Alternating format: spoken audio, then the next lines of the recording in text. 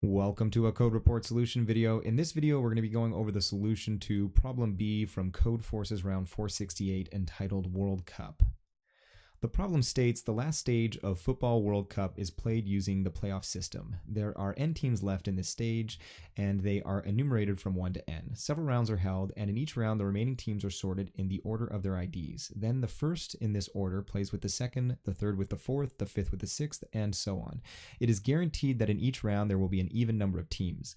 The winner of each game advances to the next round, the loser is eliminated from the tournament, and there are no draws. In the last round there is only one game with the two remaining teams. This round is called the final.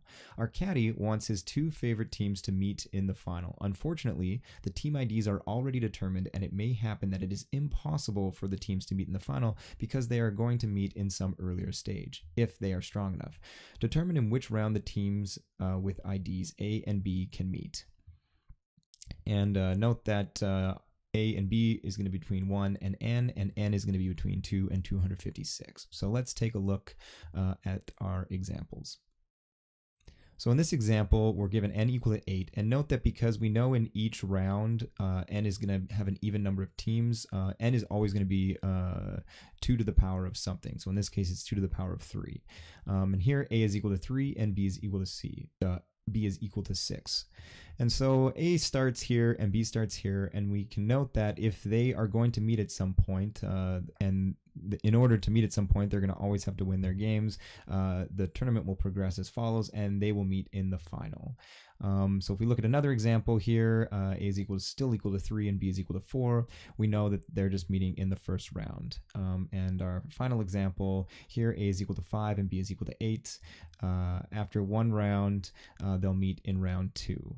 And so if we go back to our first example, what we'll note is that if A and B are in different brackets from the beginning, so the top bracket versus the bottom bracket, we know that they're going to meet in the final. That's the only way that they can meet, because you're only going to play teams in your bracket. And this will sort of work recursively if we look at each round as, a separate bracket. So here, we can divide n, which is currently 8 by 2, and then we can check to see if A and B are on either side of this.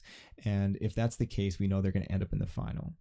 So if we look at our next example, here we're going to divide it, but they're on the same side.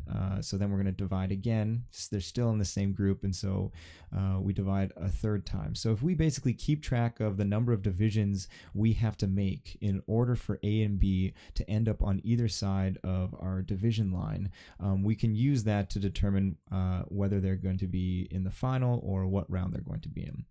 And finally, we'll take a look at our last example that we previously looked at here. A is starting in position 5 and B is starting in position 8. We'll divide once. And so note that what we're going to use in our algorithm in order to continue dividing and not having to keep track of really where they are is whenever A and B are above our n, our current n, which we will always be divided by 2, we're just going to transform them to be below n. So we know that there's only 3 cases when we first look at n divided by 2, which is equal to 4 here. A is going to be on one side and B will be on the other, or they're either going to be both below n equal to 4 or both above n equal to 4. And so if they're below 4, we can just divide n again, but if they're above 4, we have to transform them so that they are above 4, and we'll just do that by subtracting n from each of them, and then continue doing our algorithm. So at this point, we do our second division, and now they're on either side of our line.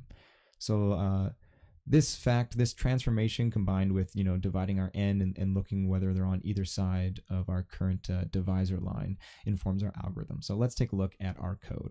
So here we have a function that returns a string and takes as parameters the 3 integers n, a, and b, n being the total number of teams to begin with, and a and b being the IDs of our 2 teams, or you can think of them as the starting positions. And we're always going to treat a as the smaller of the two, so if a is greater than b, we're going to swap a and b. And then we initialize 2 integers divisions, which is going to be the total number of divisions we have to do at the end of the day, and total, which is the total possible number of rounds we can have, which we're going to set by basically taking 2 to the power of total until it equals n. Then we get our first divisor line by dividing n by 2, and then we enter this while loop. So we're going to continue to do this while loop while a is greater than n or b is less than or equal to n.